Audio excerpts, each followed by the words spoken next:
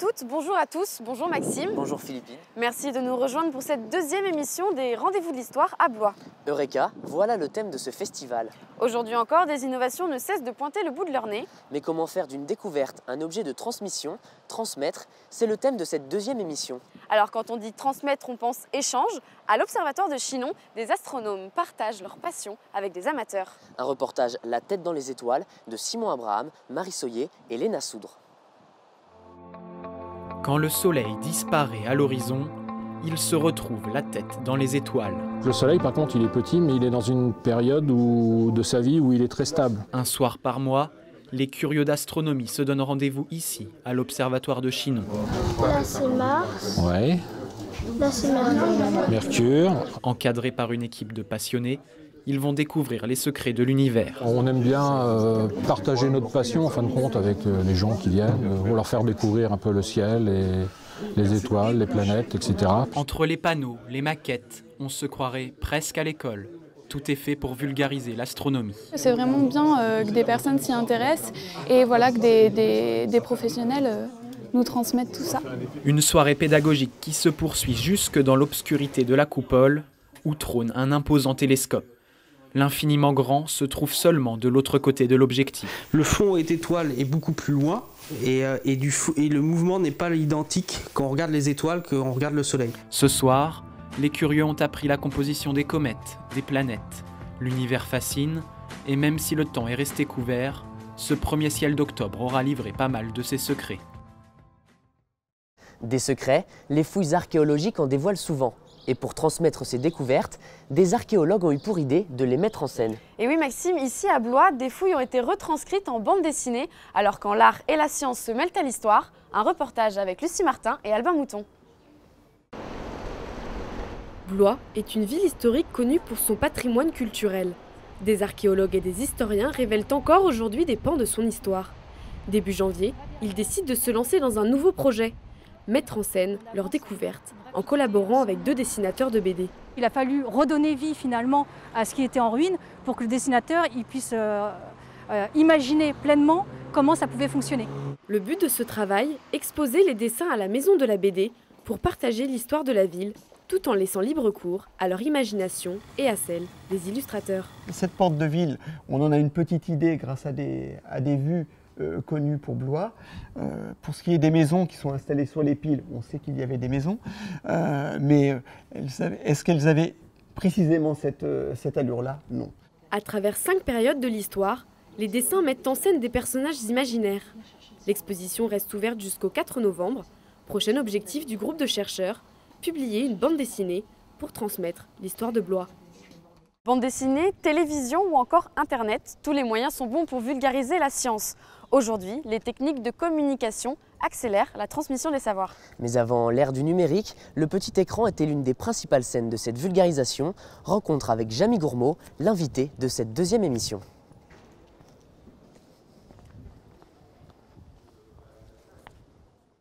Jamie Gourmaud, bonjour. Bonjour. Vous présentez maintenant sur France 3 l'émission Le Monde de Jamie, mais bien sûr on vous connaît tous en tant qu'animateur de C'est pas sorcier grâce au célèbre duo Fred et Jamie que vous formiez avec Frédéric Courant. Donc tout d'abord, merci d'avoir répondu à notre invitation. Merci de m'accueillir, de me donner la possibilité de m'exprimer sur votre plateau. Avec plus de 500 émissions diffusées sur France 3, C'est pas sorcier a marqué toute une génération et est aujourd'hui utilisé dans beaucoup d'écoles, collèges ou lycées en France. Qu'est-ce que ça vous fait? Déjà, ça me fait plaisir, parce que franchement, quand on a lancé cette aventure, on ne s'attendait pas à une telle longévité et à un tel succès qu'on a toujours eu du mal à mesurer, parce que ces choses-là, on ne les prévoit pas et on a toujours fait cette émission d'abord pour apprendre et partager ce que nous apprenions. Et nous n'étions pas à la recherche d'un succès d'image. Ça nous fait toujours plaisir de savoir qu'aujourd'hui encore, cette émission est suivie. Elle est rediffusée, je crois, en ce moment sur Gulli. Voilà. Et puis je sais qu'elle est beaucoup utilisée également dans les écoles, que ce soit dans les écoles primaires, dans les collèges, les lycées, et même parfois un peu après. Voilà. Aujourd'hui, de nombreux youtubeurs ont pris un peu le relais de la télévision avec des chaînes de vulgarisation scientifique. comme Y Penser, Dr Nozman ou Nota Bene. Qu'est-ce que vous pensez de leur démarche? C'est une très bonne démarche. En fait, les médias évoluent et il faut évoluer avec son temps. Quand on a créé C'est pas sorcier, nous, Internet n'existait pas. Nous en étions au balbutiement. Et en fait, je pense que notre émission avait déjà un format qui était proche de ce qui se fait aujourd'hui et le ton que nous utilisions, la façon dont nous avions d'amener les choses, de poser des questions, était déjà, je dirais, avait déjà en germe ce qui se passe aujourd'hui sur YouTube. Donc moi je trouve ça merveilleux que d'autres aient pris le relais parce que ce sont de nouveaux formats, un nouveau ton.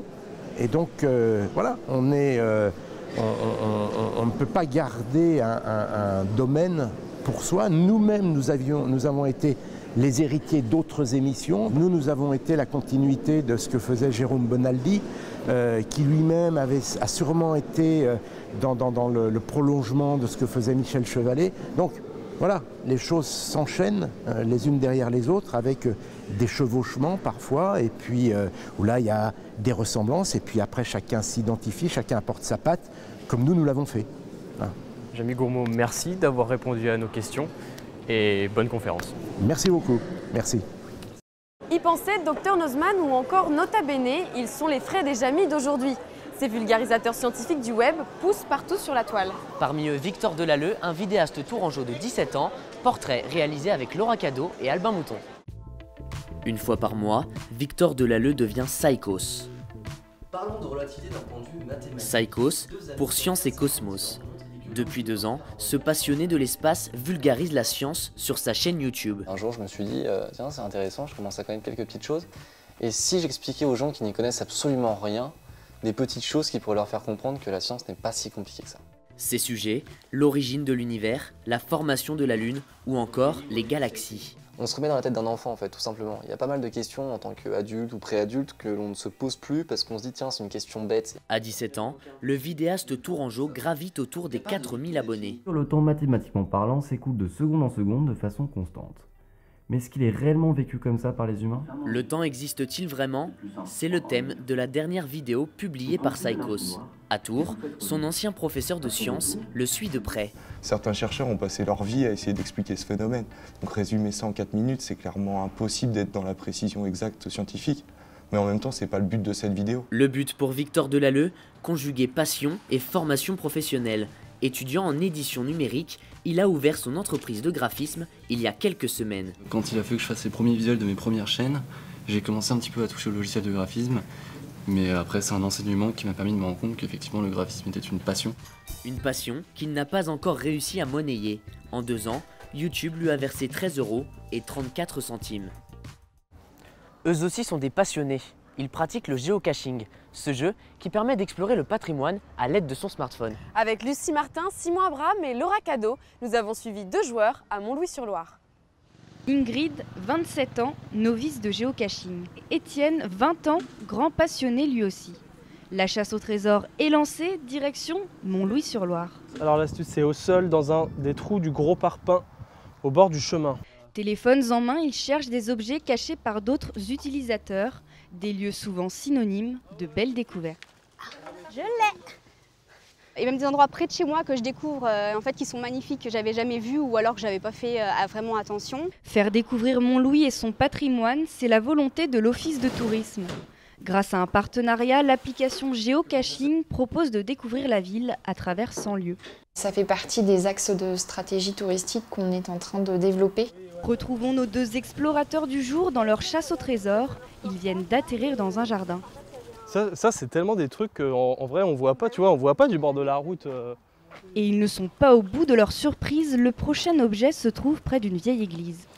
À noter parmi ses originalités, son clocher carré qui se termine en forme hexagonale. L'occasion d'en apprendre un peu plus sur son histoire. De savoir des lieux, des monuments historiques pas forcément connus, ou d'en apprendre plus sur l'architecture. Une application qui séduit de plus en plus de touristes 2.0, avide de nouvelles découvertes à chaque coin de rue. Merci d'avoir regardé cette émission. Les rendez-vous de l'histoire se terminent. On se retrouve l'année prochaine pour de nouvelles histoires avec un grand H.